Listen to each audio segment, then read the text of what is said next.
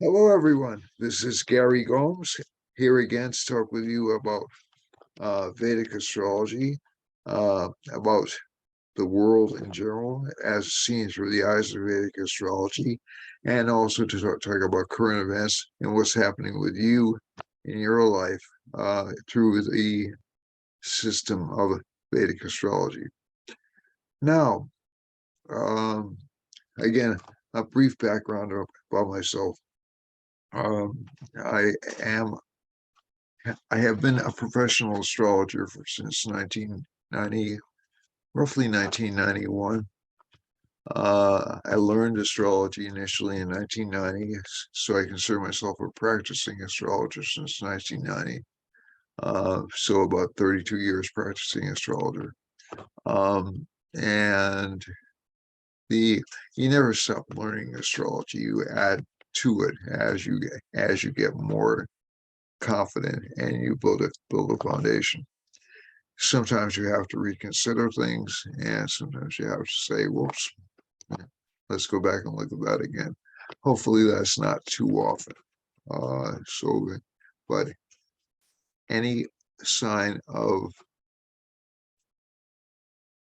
it's always a good idea to examine your core beliefs from time to time just to make sure that um, you're on the right track and that you're actually doing people a service. Um, because we're all stubborn. We all learn certain things and we all get to certain habits. So that's so self-examination, self-improvement, um, personal empowerment are all good activities, and continuous lifelong learning are all good activities for an astrologer to um, to engage in. The reason I'm saying that is because we're in a Mercury retrograde period. Jupiter's retrograde, aspecting Mercury retrograde, and Saturn's retrograde. So these are, and Mercury and Mars is close to going retrograde. So these are all things that are usually good practices to take into account when planets are going a retrograde or about to go retrograde. So we can relive the past, we can relive the things we've gotten right, the things we've gotten wrong, and improve from that point onward. And that's true of every field. The other thing is, so I'm not about to make any big confession, but I'm just saying it's just something um, that's going to be one of the things most people will experience is exposure to new knowledge or reconsideration of old knowledge. When these planets go direct again, you'll come out of it stronger, more stable, more sure of yourself. So just to give you a brief background on myself, um, I have um, 30 years experience in Vedic astrology. I've held some, um, I've written on Vedic astrology for Mountain Astrologer, Express Star Teller, a variety of other magazines from around the world. The Astrological magazine, I have a recent article in there about Queen Elizabeth's passing. And or it's about to be published, excuse me, it isn't in there yet. And also for the council, the American Council of Vedic Astrology Journal. I've written online. I've done lectures on various aspects or parts of Vedic astrology. I'm a current instructor at Kepler College, the American College of Vedic Astrology, and also Daira Academy.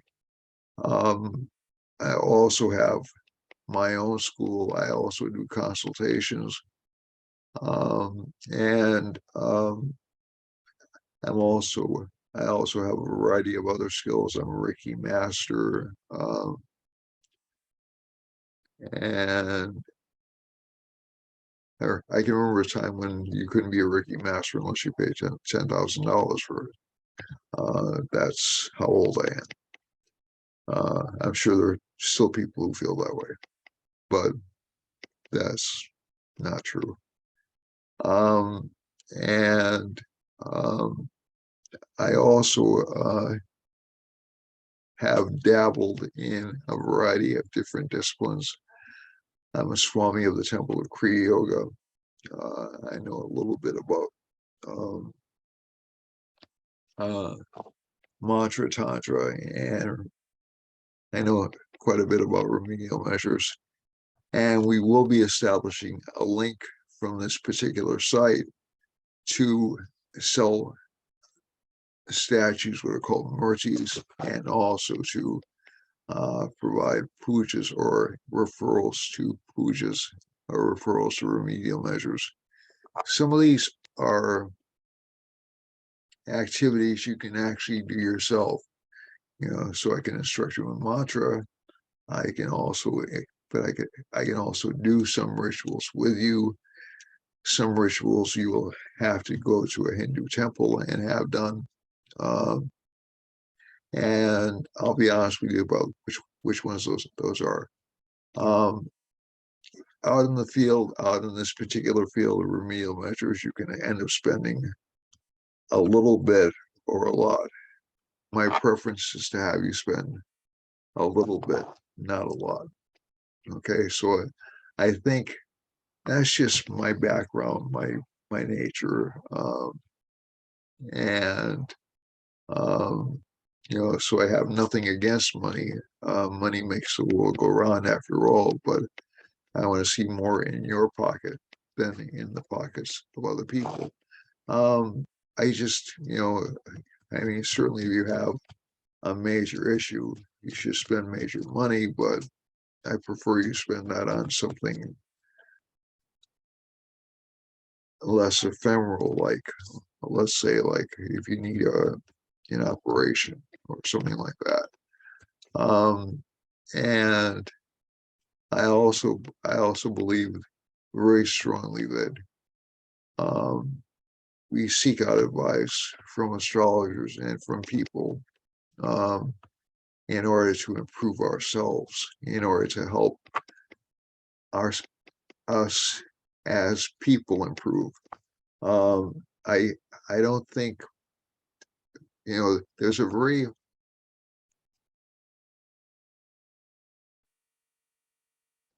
old belief system, which is generally true and is considered to be a secret belief system, but it's really not. That you tend to make your own reality. So I'm not saying that a person who is born with a bad illness has made that reality, or is born in poverty has made that reality for themselves. That's um, sometimes that's the result of past life karma. Sometimes it isn't. Sometimes it's the result of your parents' past life karma. It's not something you've done. But I think one of the things that you have to keep in mind, so this is not blaming the victim, so if a person is born in poverty, I don't say it's their fault. It's the circumstance you were born into. But you do have the ability to change your circumstance. You do have the ability to change your life. And that's a really important core belief that I have. And if, let's say, you determine you can't change your life, or you're too old to change your life, or you're too whatever the condition is to change your life, then guess what? You won't change your life. If you have the belief, the condition, the courage to act, you will change your life for the better. You will at least get the satisfaction of knowing you've tried. Okay. And no karma, no action no positive action is ever wasted. It helps you, it helps the world, it helps everybody. Okay, so again, I know a lot of people are going through very confusing times right now. The retrogrades are not disastrous, but they do tend to confuse people a great deal. And hopefully that's what astrologers can help you with, or else you can even help yourselves that way. Now, before I go on to the analysis for this week, I would like to announce, oh, by the way, please, if you like what I'm doing, or even if you don't like it and think you could use some improvement, I will be getting some new equipment soon. I know I was saying this for months, but I'm gonna tell you the whole story. Um,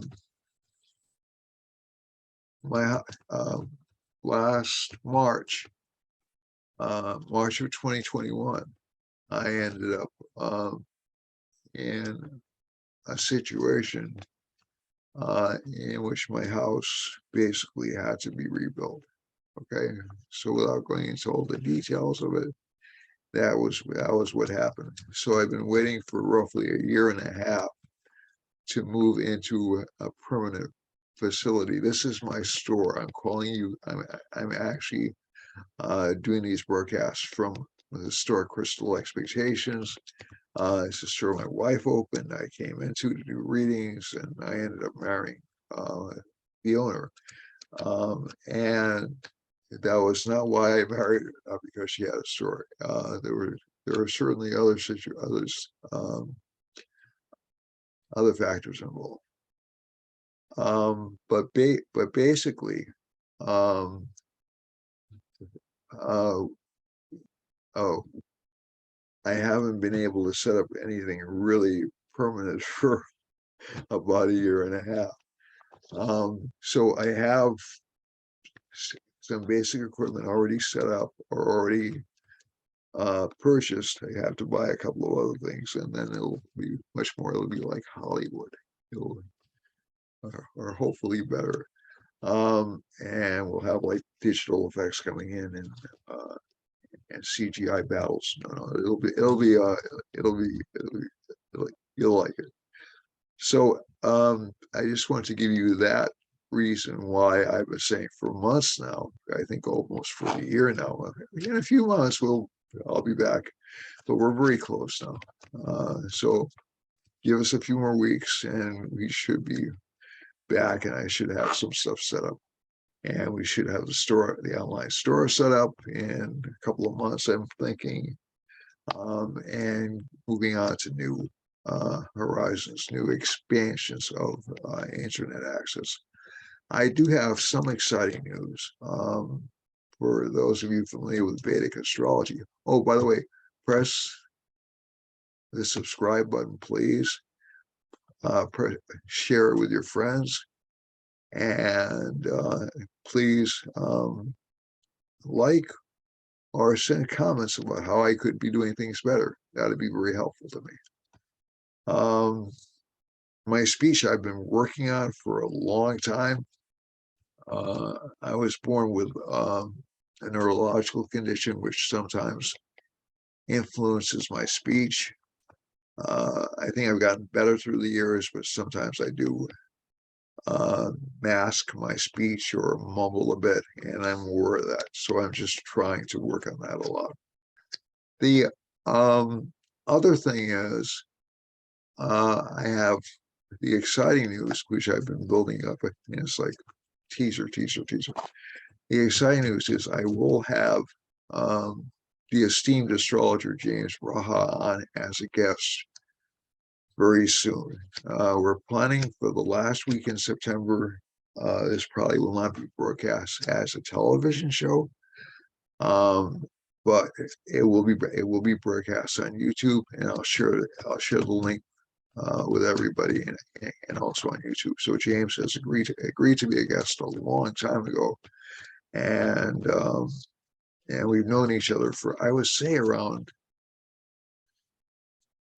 around personally we've known each other I think for around 15 years. In terms of like conversing and talking about things. I actually view him as kind of a teacher because his book was the first book I bought on Vedic astrology. You know, a true confession. So I have a great deal of respect for James. I think he's done a wonderful service in making Vedic astrology comprehensible to a Western audience. And it's going to be a great honor to have as a guest. So I'm looking forward to that. Fingers crossed, September 7th, September 27th, excuse me, if Mercury retrograde doesn't screw things up, in which case it'll be maybe a little bit after that, but I think we'll be able to pull this off. And so let's go to the chart and see what's going on in the world today. I'm not going to talk about politics nearly as much as I did last week because I was talking about the Queen. I'm going to talk about politics probably in general, but not in terms of specific countries. And let me just go to the screen. No, chart. Okay, so it's September 17th. The sun's just gone into Virgo. Yeah, let me see if I can pull the screen up for you folks.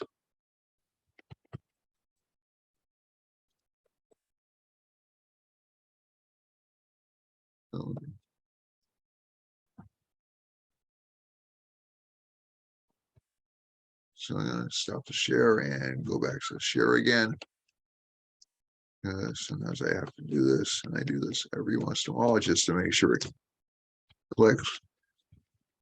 And so we have, this is a chart for when I'm talking to you right now. We have K2 in the first house. So I was talking about confusion, which makes sense. There's still a lot of confusion. Let me just stop the share and start the share.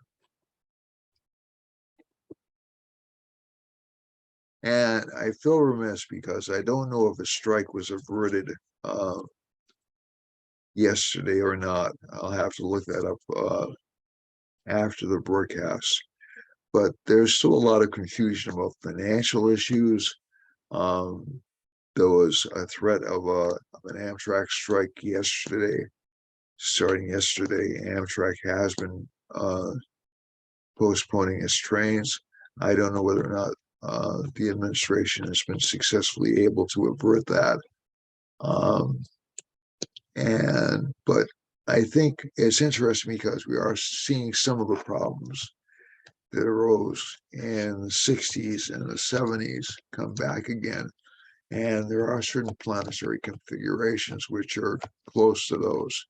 So we had a lot of strikes, a lot of labor problems, and a lot of unrest in the 60s in particular, but also in the 90s we had some problems with the economy in the early 90s. I don't know if you recall that, but that was actually a recessionary period. Excuse me. And again, it was the longest recovery in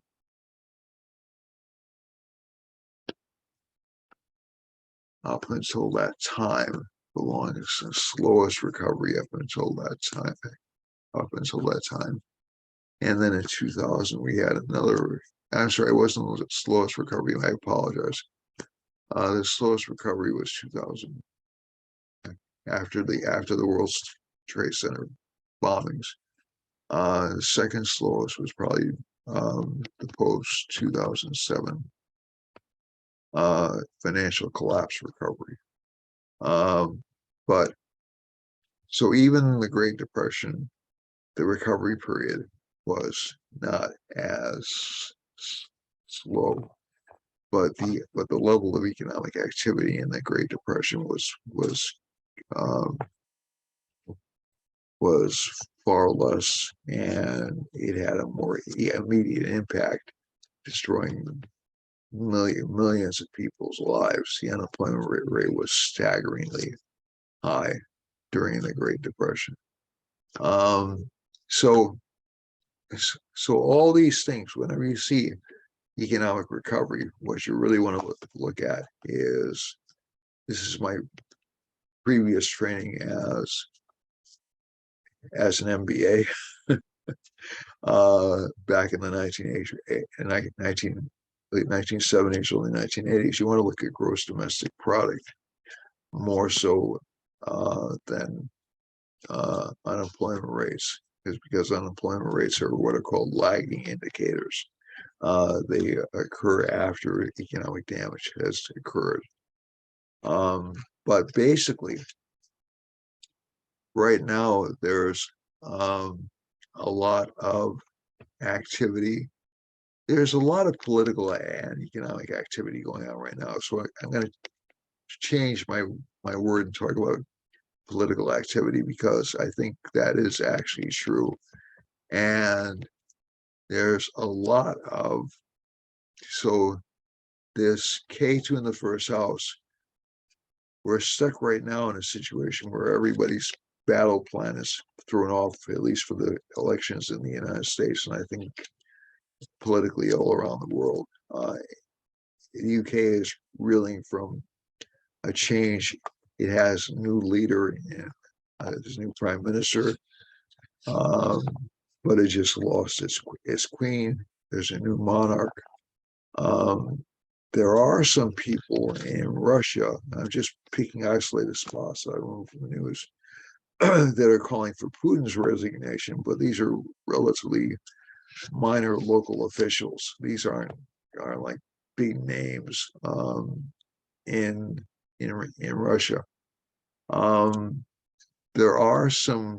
There's a lot of unrest internationally about economic situations. This is true in China, in Korea, in Japan.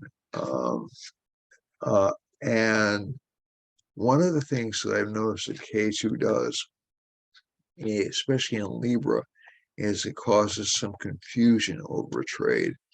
So the last time we had K2 in Libra was roughly 2004 to 2007, or I'm sorry, 2004 to 2005.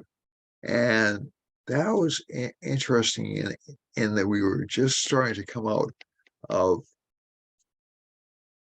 the post 9/11 depression. The world was starting to come out of it, or recession, excuse me. But there were all these like little problems and little wars popping up all around the world, and there were also, and when I say little wars, Iraq was a little war, Afghanistan was a little war. In the grand scheme of things, these weren't major conflicts. They were major to us because our people were involved, but these weren't major conflicts. And whenever you get things like this happening, and if we go back roughly 19 years before that, and it was around 18 years before that, it's just a Saros cycle of the gnomes. So it was around 18 years, around 1986.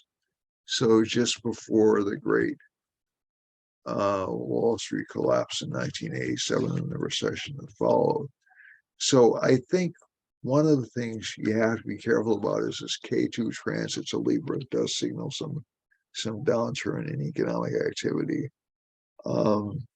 And not always. I mean, the 1960s, you just see now, around 1970,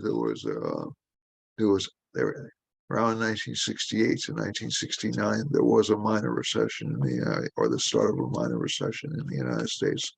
So this actually does hold true to a very large extent. And that's because K2, now again, how long it lasts depends on other planetary factors. Saturn is aspecting this K2 right now. It will be until January of next year. Saturn will move into Aquarius. That'll help bolster things up a little bit. Things will get a little bit better. but there'll still be inflationary pressure, mainly because of panics in markets. I'm hoping we aren't going to have a war. I mean, the dashas, the planetary activities that I'm seeing are a major. We have a war, but not something that involves um, more than a limited conflict. So basically, Mars is going to be moving back and forth between the sign until December. That will trigger a battle of words. This is political season we're moving into, so that's not surprising. But I think also one of the things that this particular combination does with all the retrogrades is having folks say, well, I'm not sure what side I'm on. So people are getting what I would call false positives in terms of how they're doing at the polls or how they're doing with the public. So I've noticed overall, just from experience, that Jupiter, when it's retrograde, tends to cause over optimism. It tends to make people a little too happy or too optimistic about the future. Saturn retrograde makes them a little too pessimistic about the future. So you have this push and pull between these two planets right now.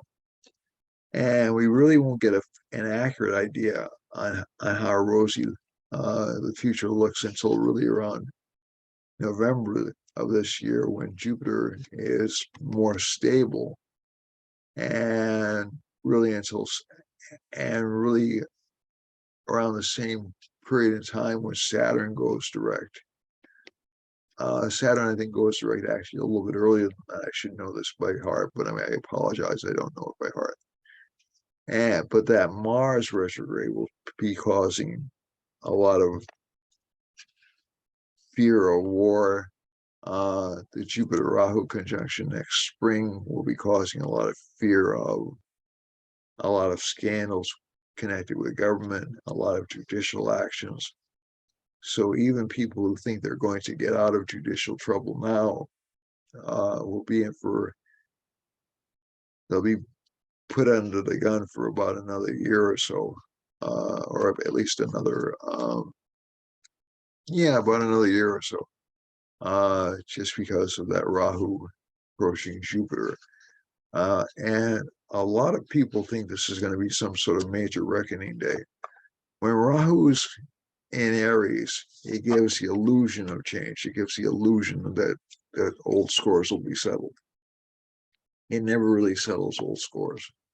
So this will be interesting. Saturn-Rahu conjunctions I particularly don't like, and we're going to have one in about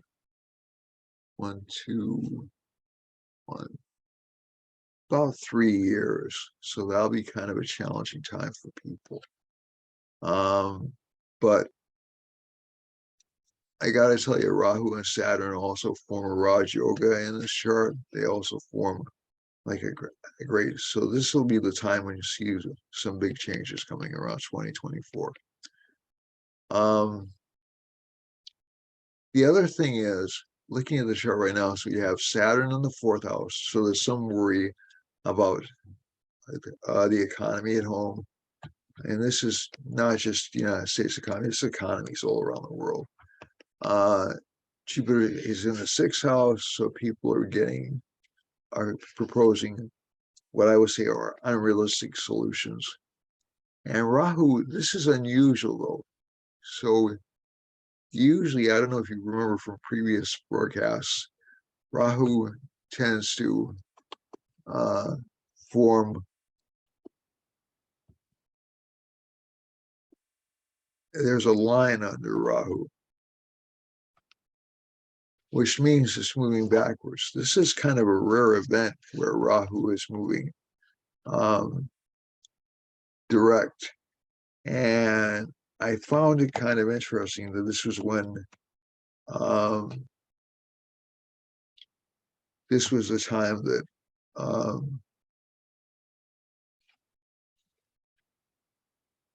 the Venezuelans were brought up to Martha's Vineyard. I just thought that was really fascinating. And you're seeing all these flips or reversals in positions because people are um,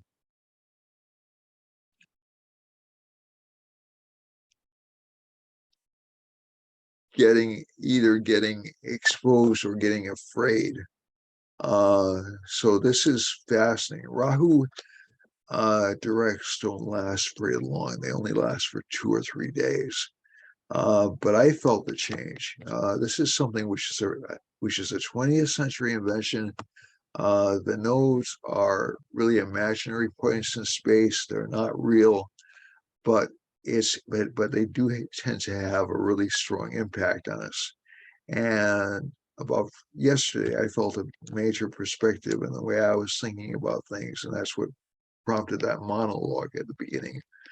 And I think, and also the Mars aspecting Sun got to me yesterday. I got a little bit overheated, but but I got very energetic as well.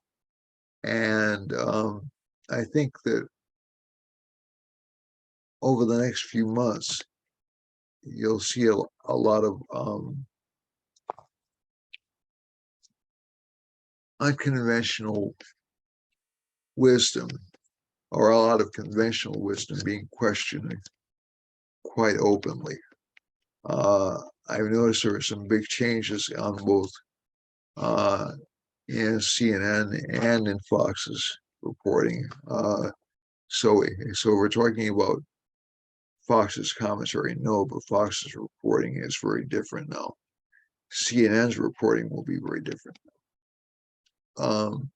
And so I think what and you are seeing. I'm just trying to think of the right word. Some more inflammatory broadcasters losing their jobs on both the left and the right, and you're also seeing people a lot of people being questioned more openly. So I think this is interesting. I think this is healthy. I think it's always healthy to get to the truth, no matter what it is, no matter which side it favors. Because that's what we want the truth. We want good information about which to reach conclusions. That Mercury retrograde does affect the press. It does give them a lot of power, but it also makes them very reflective. So that's what's happening with them. In terms of teachers or teaching, Jupiter retrograde is going to have us rethinking diplomacy or rethinking diplomatic actions. Saturn retrograde is going to have us rethinking what's security levels. And Jupiter retrograde is also going to have us rethinking who our enemies are. And the Mars Moon conjunction over here, Mars is in Taurus, is a hypersexual placement. Mars is aspecting Venus. That's also strong. But the moon is in its exalted sign. So there's a lot of focus on public and how the public is perceiving things, and whether or not they're perceiving things positively or negatively. And it does indicate the public is relatively angry right now. It does mean like tear down, go to the barricades angry, but they're ticked. And I think I think, and like I said, this is kind of in general. It's people's try to steer clear of people's fuses over the next couple of months, because people are going to be much more volatile than normal. But again, it is a good time to start things. It is a good time to get things moving. Probably wouldn't recommend new changes until the new moon, which is in about a week and a half or so. But I think you'll see some big changes around the end of September, going into October on the world scene. So let's see where things are cooking right now.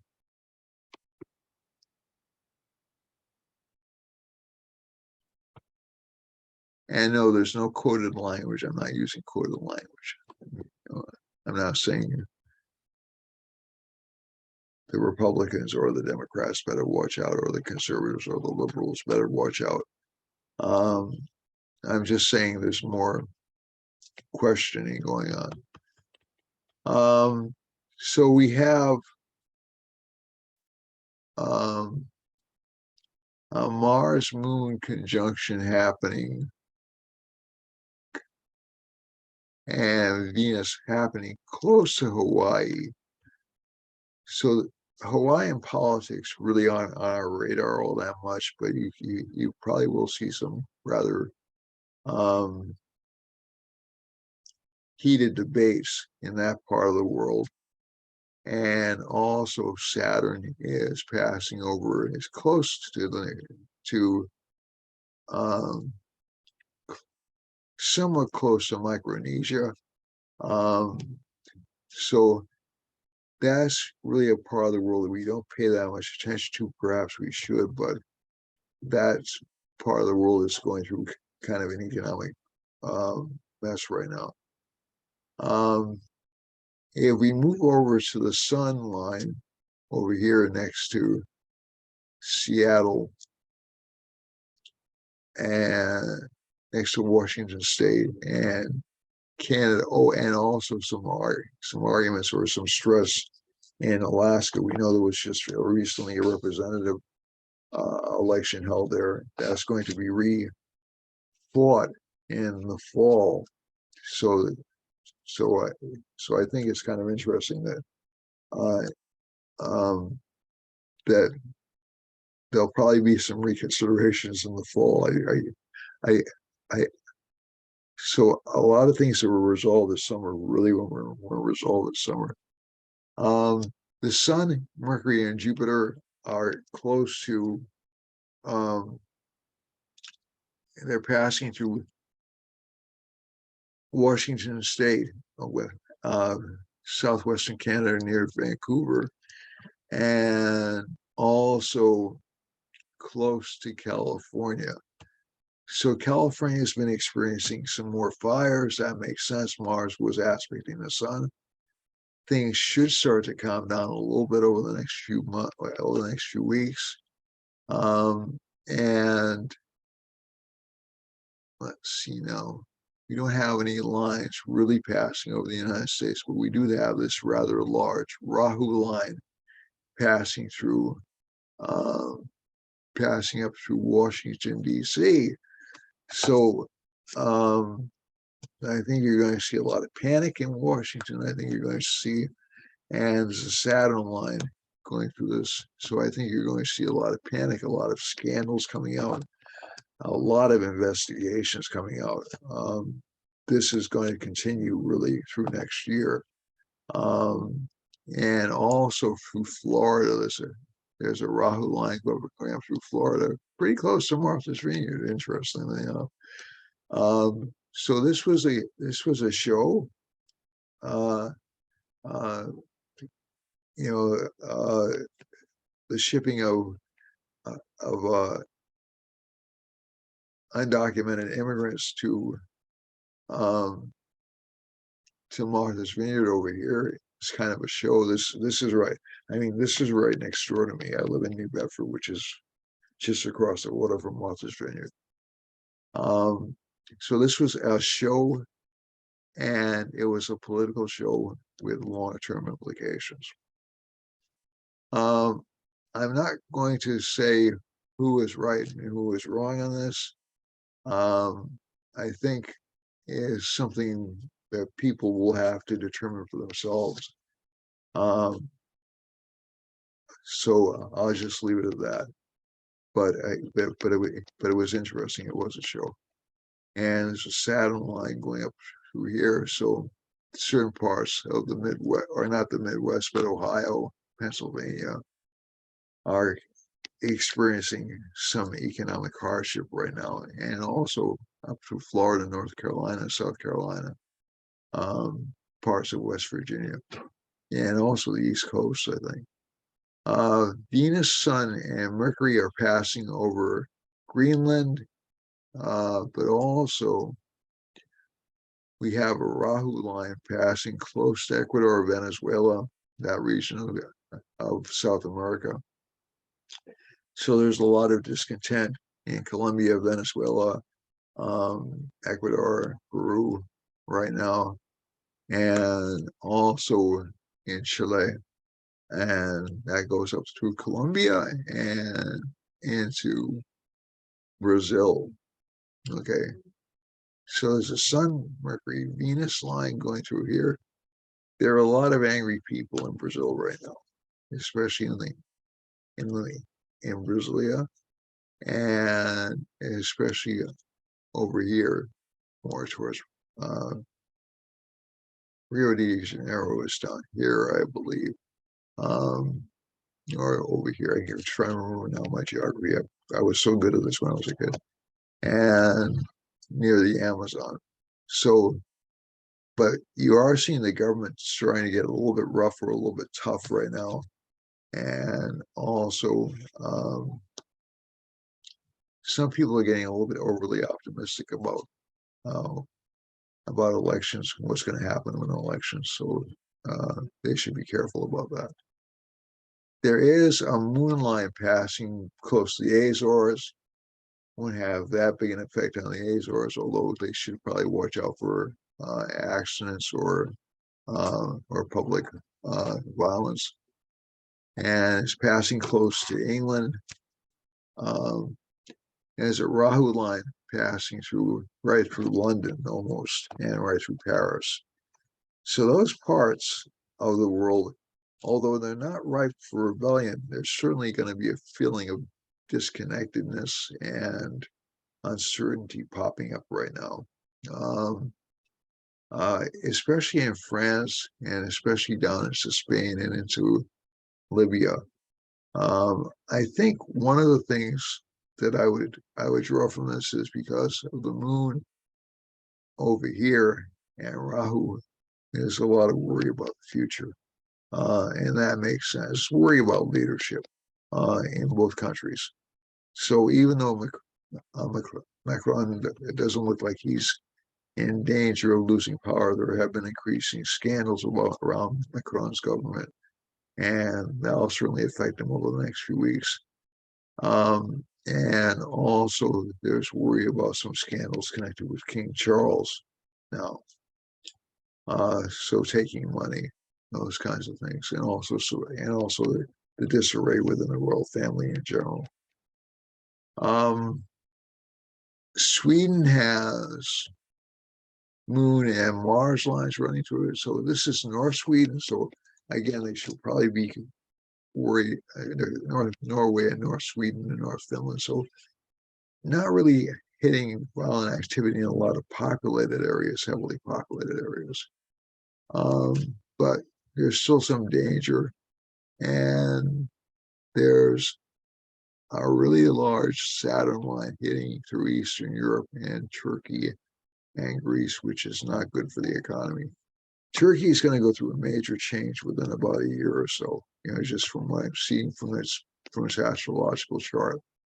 But they're still kind of suffering from economic pressure, and Greece certainly is. And unfortunately, Saturn lines can give hardships or can give some natural catastrophes, so Turkey should be a little careful. And there's Mars on the other side of Turkey, so there's some threat of war hitting Turkey as well. And again, Turkey's an earthquake zone.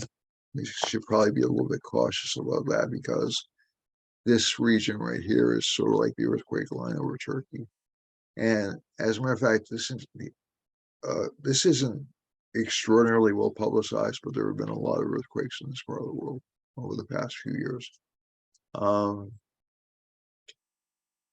The Sun, Mercury, and Jupiter are passing through Saudi Arabia, and there's also some potential for some not war, but violence in Saudi Arabia.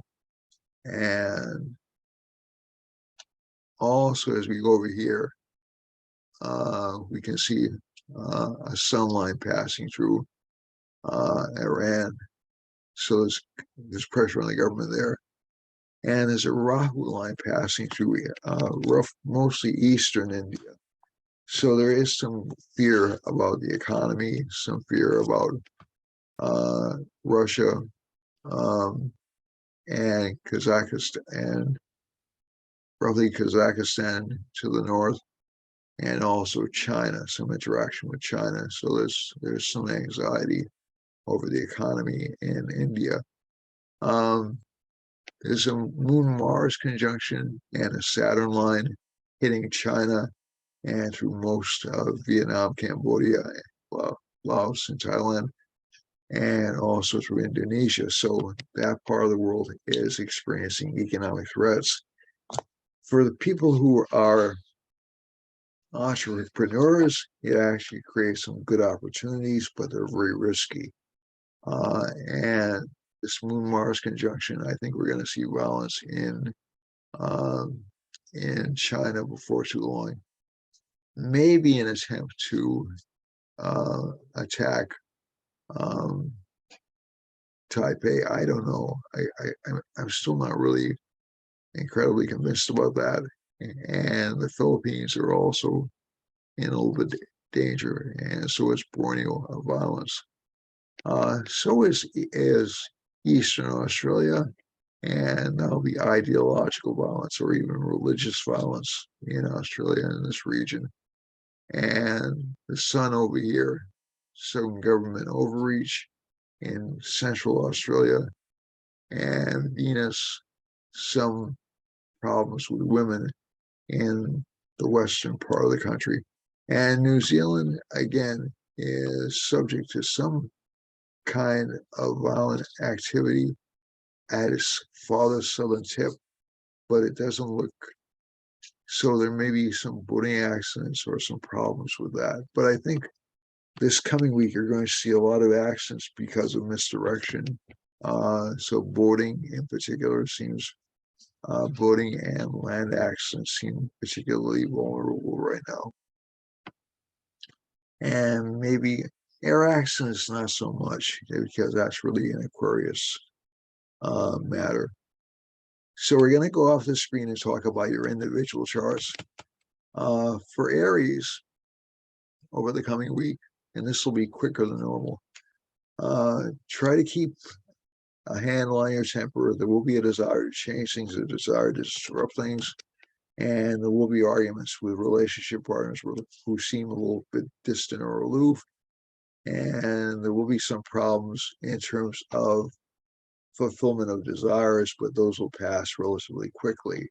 In terms of work life, this sign looks fairly stable, but a lot of work piled onto it. And Jupiter in the 12th house, supervisors will seem to be a little bit detached or distant. For Taurus, Mars and Moon are in the first house. That's considered kind of a Raj Yoga for the sign. It puts a lot of focus in the sign on relationship life, some focus on fame, and Venus, the Lord of the first house, is in the 4th house, so there will be a rise in status or economics.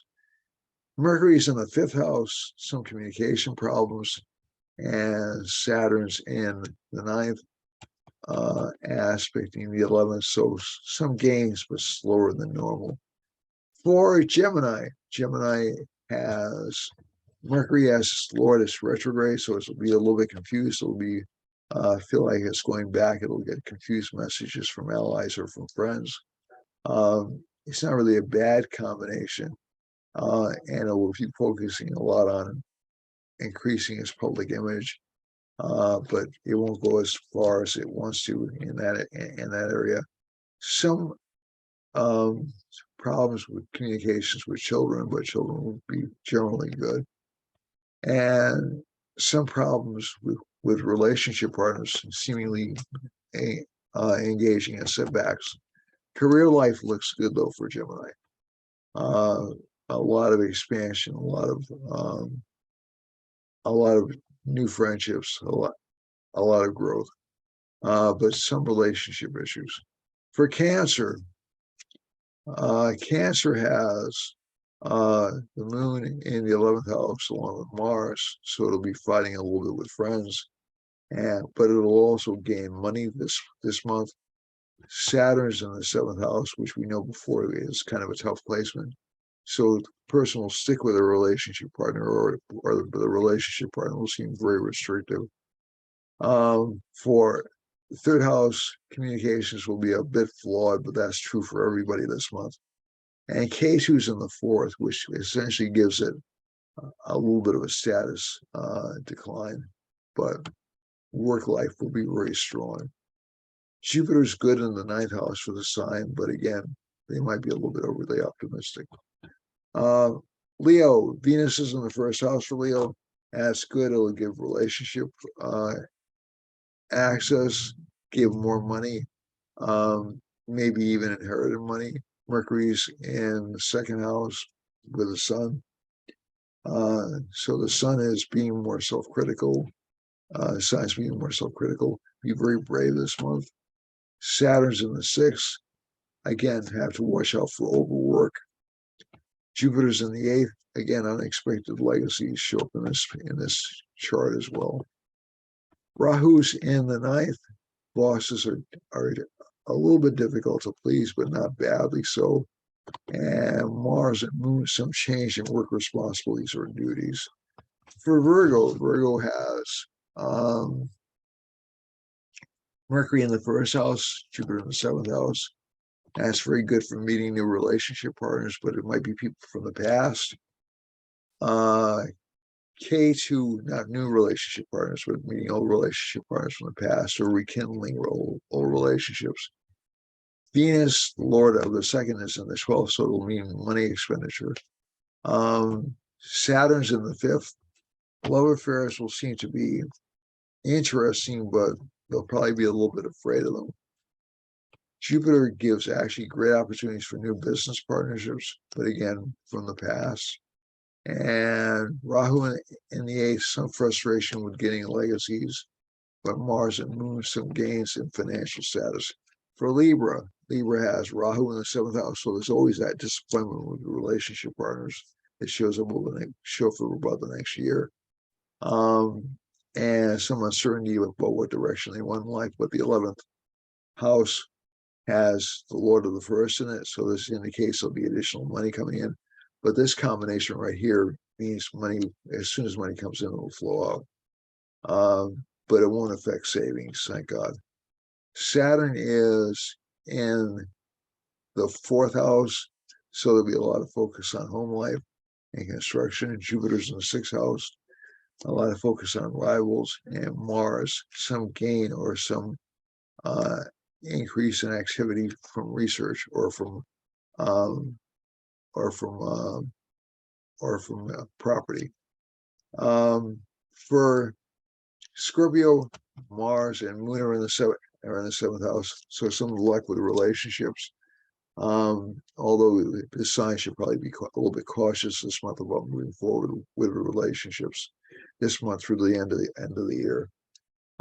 Saturn is in the 3rd house, so it gives a lot of bravery. Jupiter's in the 5th house, so it gives a lot of luck. Rahu's in the 6th, so it'll be very competitive. Everything but relationship life, this sign looks fine. It looks like it'll do very well. But even the relationships life seems nice right now. Just wait a little while, wait until the end of the year. For Sagittarius, Saturn's in the 2nd, Jupiter's in the 4th. So that gives, again, slow economic growth, but some economic growth. Mars and Moon are in the 6th, so that gives some competitiveness. Rahu's in the 5th. It gives some publicity for past life credit. Venus is in the 9th. That's a good placement for financial growth. And Mercury and Sun are in the 10th. So financially, this sign's going to do okay. For Capricorn, we have Saturn in the 1st house, aspecting Jupiter. So that will give this sign some increased authority, but a little bit of cautiousness in using it. He'll probably try to use it diplomatically. Mars is in Rahu's in the fourth, so some concern over home life, some dissatisfaction with home life, and lack of recognition in career, which again is an ongoing theme. Mars and Moon are in the fifth house, so some arguments with children. Children will be moody or difficult to deal with. So will spouse. And Venus is in the eighth house, so that'll give relationship partners some additional money. Sun and Mercury are in the ninth house. That's a good placement. I think what you'll see from this combination is you'll see increased chances for growth, especially after October 1st. For Aquarius, Jupiter's in the second house. That's good for financial growth. But again, it's held back. There'll also be expenses connected with the sign. Rahu's in the third. This makes the sign brave. Mars and Moon are in the fourth. A lot of fighting with relationship partners. Venus is in the seventh. There'll be a lot of extra interest in sexual activity for the sign. Maybe not the best time to do with Mars aspecting Venus, but that does show.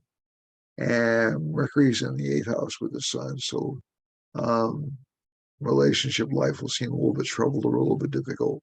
Kind of a time for this sign to get tempted to enter into extramarital relationships. Don't do it. They'll blow up in your face. I mean, literally, they'll blow up in your face. K2's in the ninth house. You just try to maintain your course of action, try to stay stable. And finally, we already spoken about Saturn in the 12th house causing debts or expenses. And finally, Pisces. Pisces has Jupiter in the first house, aspected by Saturn and by Mercury. So again, kind of over optimistic for the sign, but not bad. Rahu's in the second, not really satisfied with money, but more ability to make money. Venus is in the sixth. That gives fulfillment of desires with some effort. Mercury and Sun are in the seventh house.